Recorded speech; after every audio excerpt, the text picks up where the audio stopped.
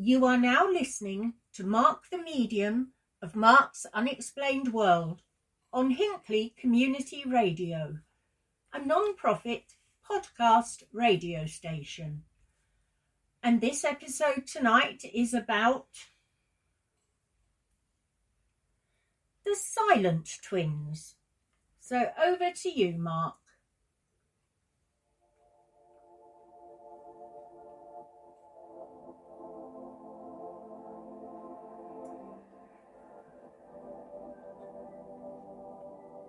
In the April of 1963, at the military hospital based in Aden, Yemen, a pair of twin girls named June and Jennifer Gibbons were born. Then, in the mid-1960s, as part of the Windrush generation, the Gibbons family relocated to the United Kingdom. First, they settled in England, and then in 1974, they moved west to Haverfordwest in Wales.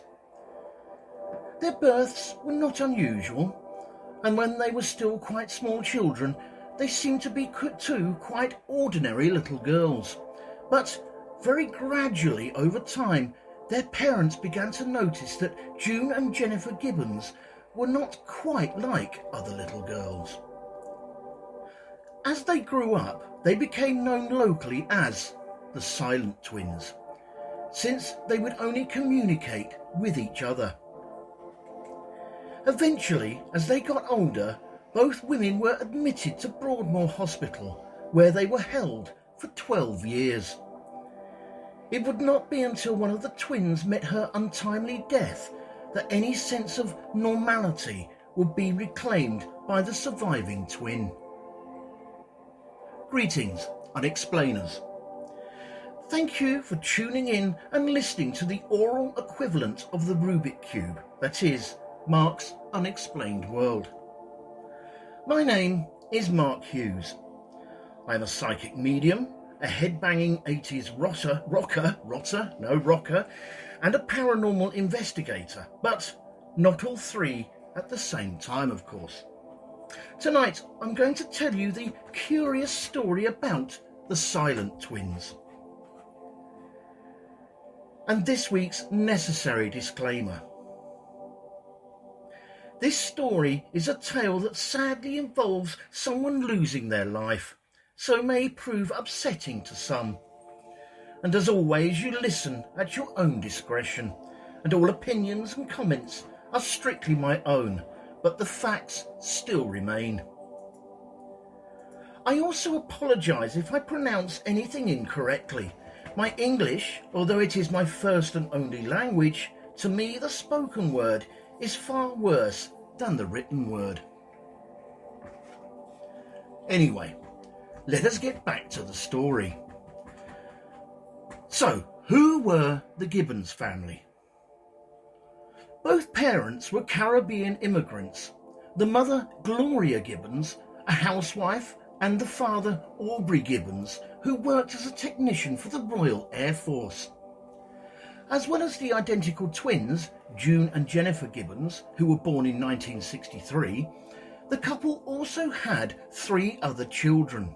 Greta, who was born in 1957, David, born in 1959, and the youngest, Rosie, who was born in 1967.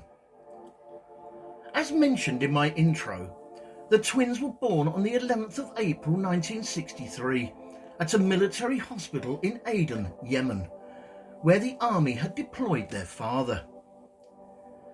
The Gibbons family moved from Barbados to the United Kingdom in the early 1960s as part of the Windrush generation.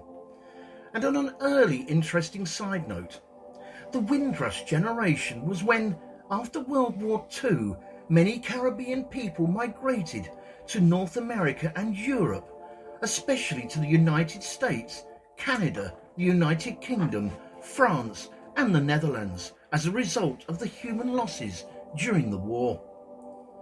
Empire Windrush arrived in the UK with a group of 802 migrants at the port of Tilbury, near London, on the 22nd of June 1948. Empire Windrush was a troop ship en route from Australia to England via the Atlantic, docking in Kingston, Jamaica, in order to pick up any servicemen who were on leave.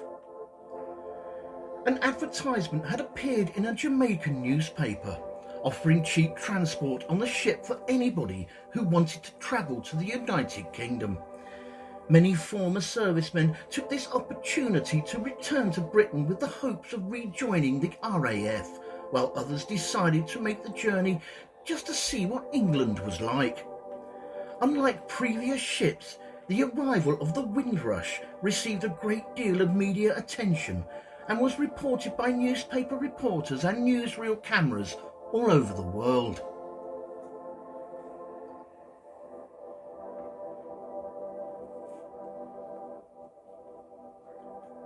So, the family relocated to the United Kingdom, first to England and then in 1974 to Haverfordwest in Wales. Not long after June and Jennifer Gibbons hit the age at which most children start to develop their speech, and it was at this stage that their parents, Gloria and Aubrey Gibbons, realised that their twin daughters were in fact different. Not only were the girls far behind their peers regarding their language skills, but they were unusually inseparable. Also, the two girls seemed to have created their own private language that only they could understand. Though the family spoke English at home, young June and Jennifer Gibbons began to speak what was believed to be a sped-up version of Bajan Creole, which is an English-based Creole language with African and British influences, spoke on the Caribbean island of Barbados. Their father, Aubrey Gibbons, recalled, and I quote, "In the home, they talked between each other, making sounds and all that, but we knew that they weren't quite like, normal children, talking readily." The twins gradually became increasingly reserved, with an absolute unwillingness to communicate with anyone except for their other and youngest sister, Rose Gibbons. And because of this, the two became to be known as the Silent Twins. What probably didn't help was their social... Sorry, I'll try that one again. What probably did not help with their social skills was the fact that the sisters were the only black children, not only in the school, but also in the community, apart from their own family, of course.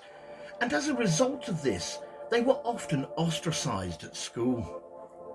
This proved to be particularly traumatic for the twins, eventually causing their school administrators to dismiss them early each day so that they might be able to get home earlier and thus avoid being bullied by other children.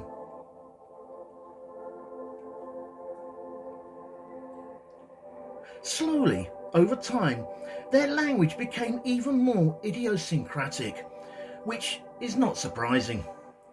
And soon it was unintelligible to others. Their language, or idioglossia, qualified as a true example of cryptophasia, exemplified by the twins' simultaneous actions which often mirrored each other. A couple of interesting side notes for you here. An idioglossia is an idiosyncratic language that is invented and spoken by only one person or two people. Most often, idioglossia refers to the private languages of young children, especially twins. And cryptophagia is the phenomenon of a language developed by twins, both identical and fraternal, that only the two children can understand.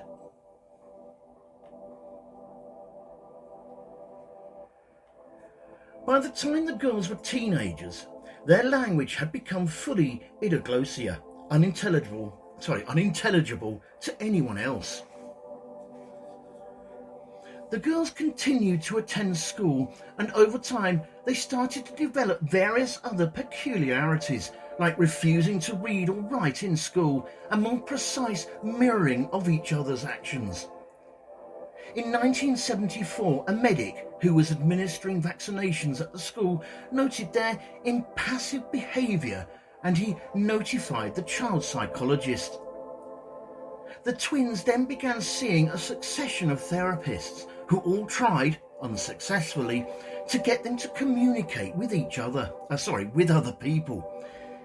One of the methods that was tried was sending them to separate boarding schools in the hope that once they were separated on their own, they would be able to develop a fuller sense of self-awareness, and that the girls would subsequently break out of their shells and begin to communicate more with other people. But all this method did was make the pair become catatonic and entirely withdrawn inside themselves when parted. At one point during their separation, it took 2 people to get June out of bed, after which she was simply propped up against a wall with her body being as stiff and heavy as a corpse. So it was immediately clear that at this point the separation experiment was a failure.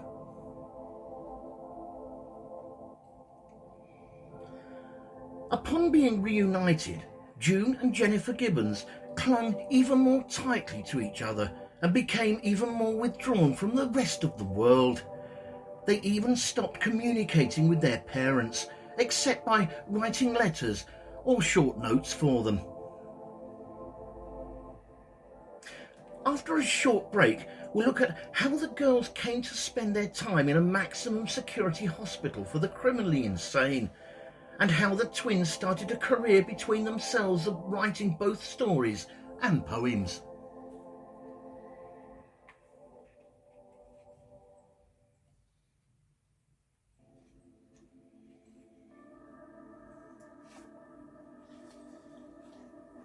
This show is brought to you by courtesy of Neil Packer and the Haunted Antiques Paranormal Research Centre. Find them online at www.hauntedresearchcentre.com or at 9 to 11 Regent Street, Hinckley, LE10 1AW. Open Saturdays from 10 a.m. to 4 p.m. for guided tours of the haunted rooms at just £3 per person. Booking is essential at all times and over 16s only, unless accompanied by an adult. The haunted rooms are extremely haunted, and paranormal activity could, and has, taken place at any time. Some areas and particular objects or items can be quite scary and unnerving. Why not pay them a visit to see for yourself? Membership is available for £25 to qualify for selective discounts, and why not download the app, available on both iOS and Android, for only $3.99 to keep you up to date with what's coming up at the centre. Fright Nights was established in 1999 and was the first company in the world to offer overnight ghost hunt experiences to the general public, pioneering paranormal events since the last century. Now, over 23 years old, hundreds of ghost hunts join Fright Nights every month for the most thrilling ghost hunting experience worth remembering. If you have never been on a ghost hunt before, then why not join them on an event to see what it's all about? Fright Nights currently operate at hundreds of the UK's most haunted and exclusive venues with their teams of experienced paranormal investigators, mediums and psychics. You are guaranteed a quality night of ghost hunting unequalled by any other company. They have a VIP members club for regular returning guests, offering discounts and exclusive event invitations. And they can host private events for you and your friends, clubs or work colleagues. They have also expanded their new Friends of Fright Nights pages with many more new things to come. So why not book early with a small deposit so you don't miss out? The balance is due 28 days prior to the event. contact them on 07852 998 628 or email at frightnightsevents@gmail.com. That's frightnightsevents@gmail.com. Or why not visit their website www.frightnights.co.uk, where you can see the many locations they investigate and learn a lot more about them and the opportunities they have available. You can also visit their many social media sites for up-to-date information on all the places they have been to and what's coming up in the future. They look forward to seeing you soon. Fright Nights Ghost Hunting Events. Remember, only the original will do.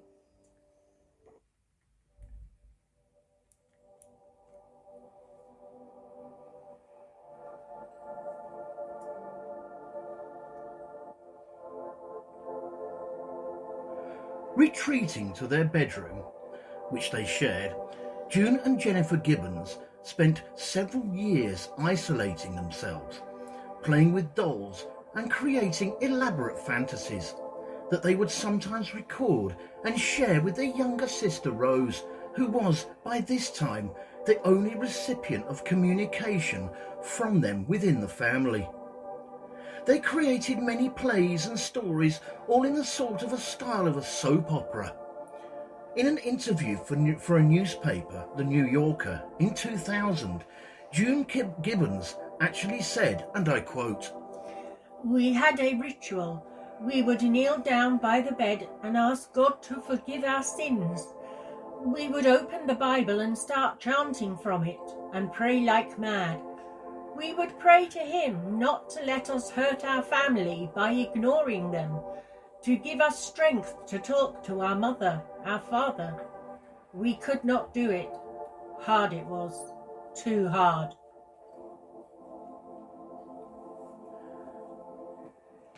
By this time, it was Christmas 1979, and both the twins received diaries amongst their presents.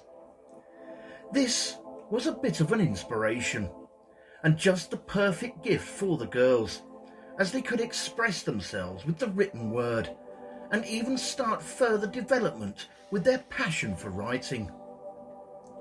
So by the time they were 16 years old, the twins took a mail-order writing course, and they began pooling together their small financial assets to publish their stories. Thus began their writing careers with both June and Jennifer, each keeping an extensive diary and each writing a number of stories, poems and novels.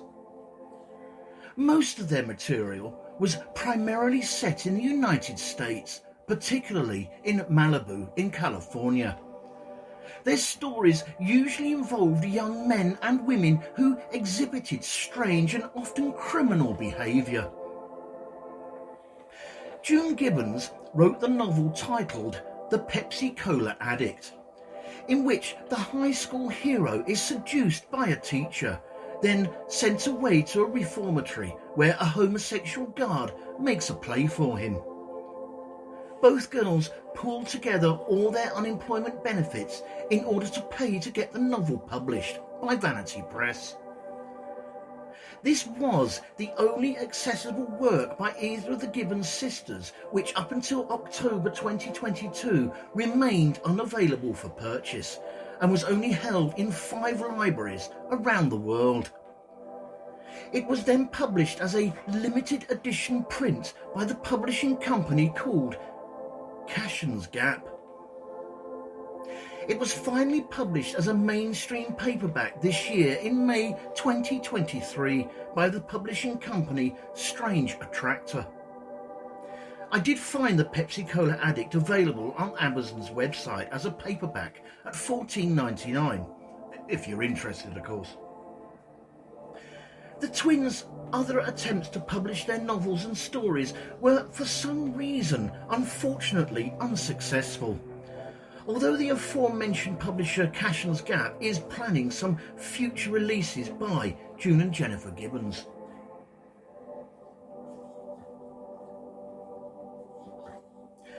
Other stories, books written by the sisters include The Pugilist by Jennifer Gibbons, where a physician is so eager to save his child's life that he kills the family dog to obtain its heart for a transplant. The dog's spirit lives on in the child and is ultimately has its revenge against the father. Jennifer Gibbons also wrote Discomania, the story of a young woman who discovers that the atmosphere of a local disco incites patrons to insane violence. She followed up with The Taxi Driver's Son, a radio play called Postman and Postwoman, and several other short stories. June Gibbons is what is known to be an outsider writer. So, on another interesting side note, an outsider writer or outside art is an art made by self-taught or supposedly naive artists with typically little or no contact with the conventions of the art world. In many cases, their work is discovered only after their deaths. Often, outside art can illustrate extreme mental states, unconventional ideas, or elaborate fantasy worlds of the originator.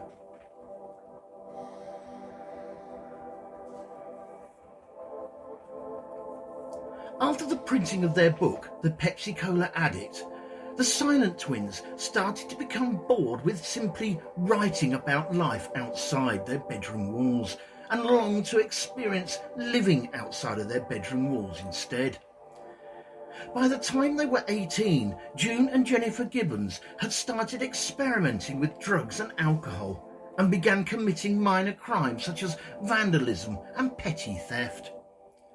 Over time, these crimes escalated to arson, and they were finally arrested in 1981, and soon after, the twins were sentenced to indefinite detention under the Mental Health Act. They were then placed in a maximum security hospital for the criminally insane, namely the well-known Broadmoor in Berkshire, England.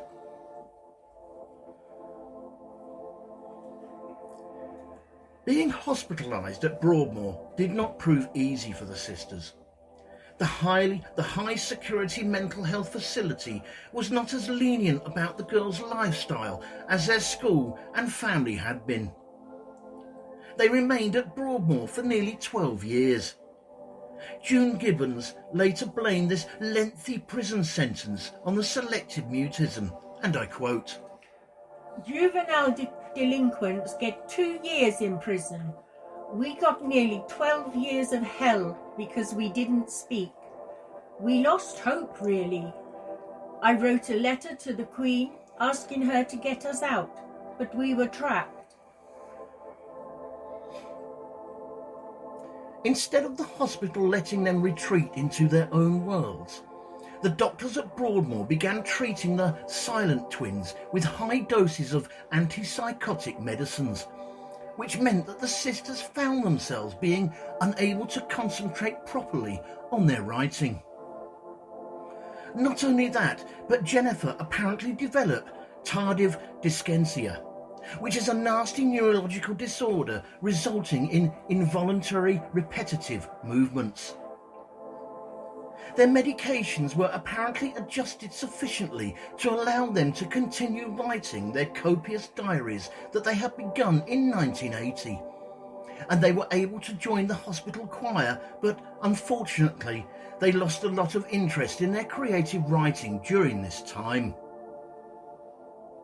For nearly 12 years, the girls lived at Broadmoor Hospital, with their only means of escape being found in filling in page after page of their diaries. June Gibbons later summarised their stay at Broadmoor by saying, and I quote, We got 12 years of hell because we didn't speak. We had to work hard to get out. We went to the doctor. We said, "Look, they wanted us to talk. We're talking now." He said, "You're not getting out. You're going to be here for 30 years. We lost hope, really. I wrote a letter to the Home Office. I wrote a letter to the Queen, asking her to pardon us, to get us out, but we were trapped." Then, at last, in March 1993, arrangements were made for the sisters to be transferred to the lower security unit, Caswell Clinic at Bridgend in Wales. However, unfortunately, upon arrival at the new facility, doctors found that Jennifer Gibbons was completely unresponsive. She had seemingly drifted off to sleep during the trip and would not wake up. So she was taken directly to the hospital. So on the 9th of March 1993 at 6:15 p.m, Jennifer Gibbons was pronounced dead. She was only 29 years old when she passed away. She died of acute myocarditis, which is a sudden inflammation of the heart. I should also point out here that there were no evidence of drugs or poison in her system. While Jennifer's untimely death was shocking, so was the effect that it had on her sister, June. Suddenly, June Gibbons began speaking to anyone and everyone, as if she had been doing so her whole life. June Gibbons was finally released from the Caswell Clinic shortly after Jennifer's death, and by all accounts, she began living a fairly normal life. It appeared that once the silent twins were reduced to one, June had no more desire to remain silent. At the inquest, June revealed that Jennifer had been acting strangely for about a day before their release, saying that her speech had been slurring and that she had told June she was dying. The morning that the girls actually left Broadmoor Hospital, Jennifer Gibbons reported that she was not feeling very well. As they watched the gates of Broadmoor close from the back window of their transport car, Jennifer Gibbons rested her head on her sister's shoulders and said, and I quote, "At last we are out." On the trip to the Caswell Clinic, Jennifer had slept in June's lap with her eyes open. Journalist Marjorie Wallace of the Sunday Times later wrote a book about these two sisters titled The Silent Twins, which was published in 1986. Wallace recounted that on one of her visits a few days later, June was in a strange mood. She said, and I quote, "I'm free at last, liberated, and at last Jennifer has given up her life for me." June Gibbons also described it as a tsunami, washing her of her sins and being free of her sister. Jennifer Gibbons was interred in St Martin's Cemetery, Haverfordwest, Pembrokeshire, in Wales.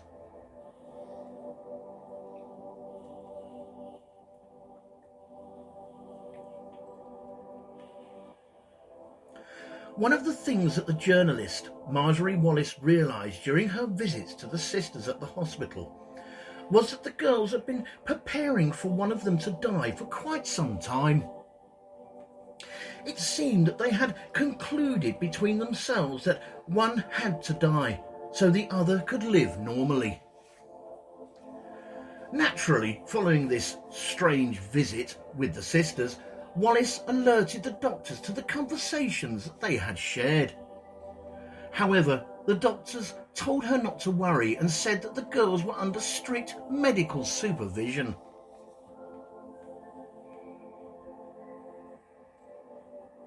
While the official cause of death was believed to be acute myocarditis, or a sudden inflammation of the heart, Jennifer Gibbons' death still largely remains a mystery. The doctors at the Caswell Clinic deduced that the medications given to both the girls at Broadmoor Hospital must have provoked Jennifer Gibbons' immune system, though they also noted that her sister June was also given the same medications and by all accounts was in perfect health upon her arrival. After her sister's death, June wrote in her diary, and I quote, "Today my beloved twin sister Jennifer died. She is dead. Her heart stopped beating. She will never recognize me. Mum and Dad came to see her body. I kissed her stone-coloured face. I went hysterical with grief." After Jennifer's death, June gave interviews with the American monthly fashion magazine Harper's Bazaar and the British daily newspaper The Guardian. By 2008, June was living quietly and independently near the parents in West Wales. She was no longer monitored by any psychiatric services and had been accepted by her community and sought to put most of the past behind her. In a 2016 interview with her sister, Greta Hawkridge, she revealed that the family had been deeply troubled by the girls' incarceration. She blamed Broadmoor Hospital for ruining their lives and for neglecting Jennifer's health. She had also wanted to file a lawsuit against Broadmoor, but her parents, Aubrey and Gloria, refused, saying it would not bring Jennifer back. June Gibbons told journalist Marjorie Wallace how her sister's death had opened her up and allowed her to be free for the first time. She told her how Jennifer had to die and how they had decided that once she did, it would be her responsibility to live for the other. When June Gibbons was asked why she and her sister had committed themselves to being silent for nearly 30 years of their lives, June simply replied, and I quote, "We made a pact. We said we were not going to speak to anybody. We stopped talking altogether, only us two, in our bedroom upstairs." And years later, June Gibbons summarised the dynamic with her sister as such, and I quote, "One day she would wake up and be me, and one day I would wake up and be her. And we used to say to each other, 'Give me back myself. If you give me back myself, I will give you back yourself.'"